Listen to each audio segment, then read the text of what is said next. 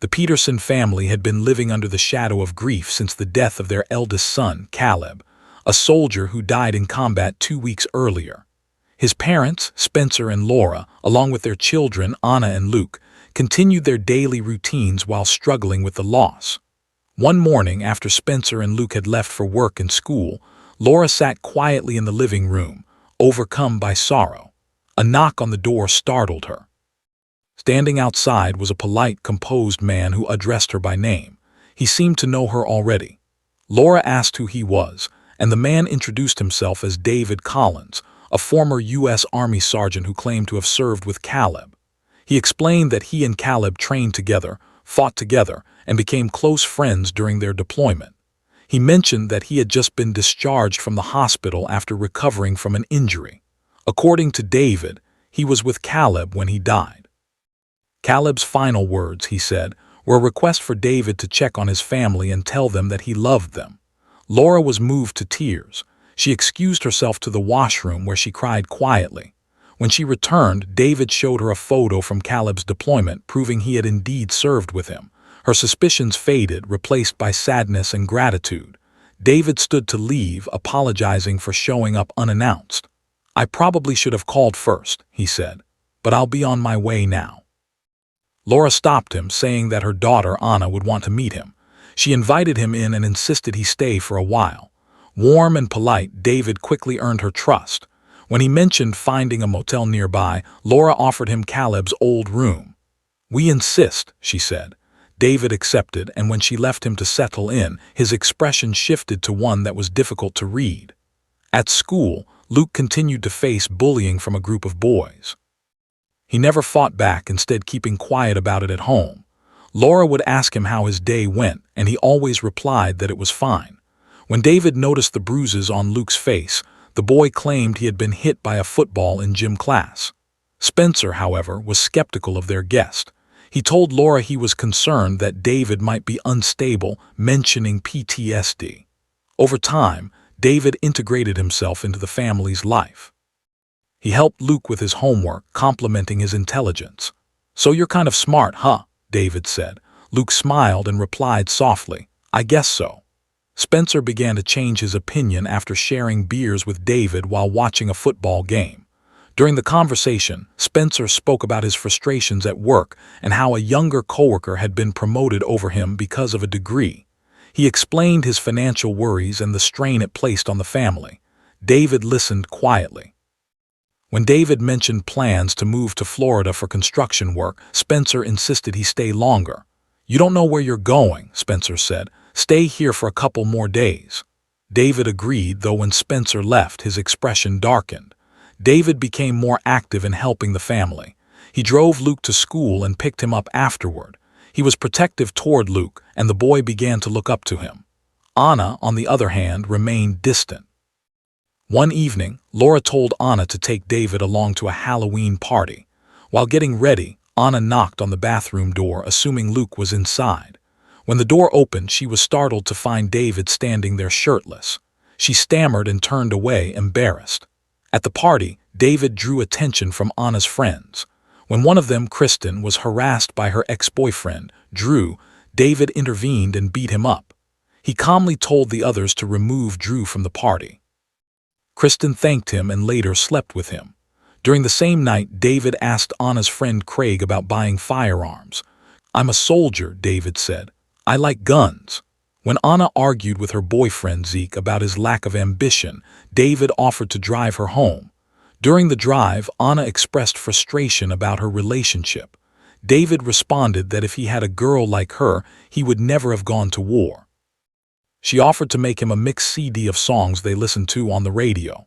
Later, while she created the CD, David sat motionless in his room, expressionless. Not long after, Anna overheard David on Luke's phone having an intense conversation. He was demanding something from a contact, mentioning a new face and being off the grid. Suspicious, Anna contacted the military base to verify his identity. The inquiry triggered an alert at a private contractor called KPG. Major Richard Carver was notified. He realized David Collins was part of a classified program. "Book me on the next flight," he ordered. "Mobilize a team. Meanwhile, David met with Craig and his partner to buy the firearms. After confirming he had the cash, they began showing him the weapons. David examined them and then said calmly, "No, I'm going to kill you." He shot both men and stole the guns and grenades. Anna later received confirmation that David Collins had died in a hospital fire a week earlier. She shared this with her friend Kristen, who advised her to have Luke check David's call logs.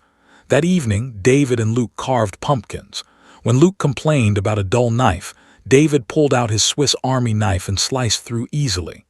"You carry that all the time?" Luke asked. "Sure," David said, then handed it to him. He encouraged Luke to defend himself against the bullies, telling him that if they beat him up, he should retaliate. Anna, suspicious, waited until David wasn't looking, took his phone and photographed the numbers. When it rang suddenly, she panicked, threw it onto his bed and ran to her room. David entered, listened for movement, and left after hearing her loud music. Later, Anna learned that Zeke had been arrested for Craig's murder. The gun used was found in his van.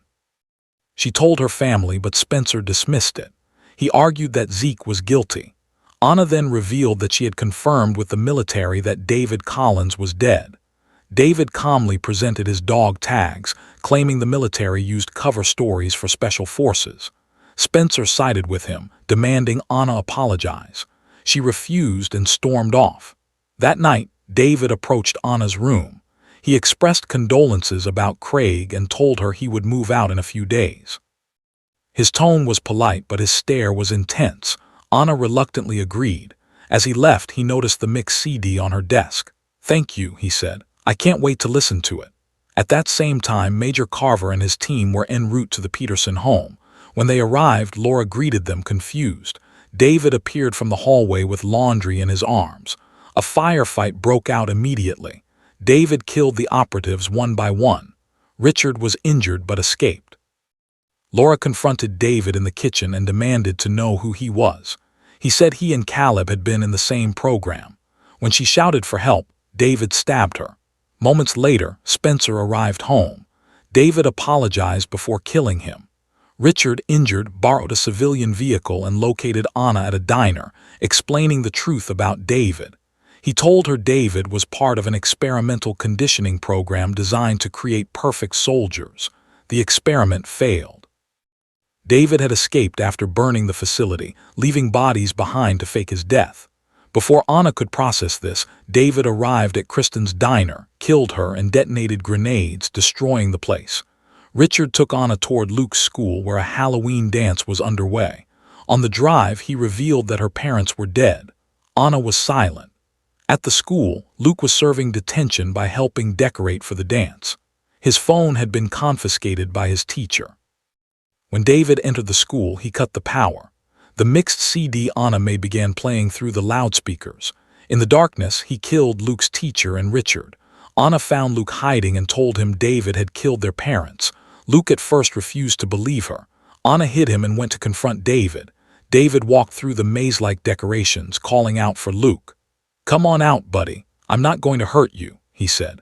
Following a sound, he turned and found Anna behind him with a gun. "You killed my parents," she said, then shot him. He fell, but moments later stabbed her leg when she approached.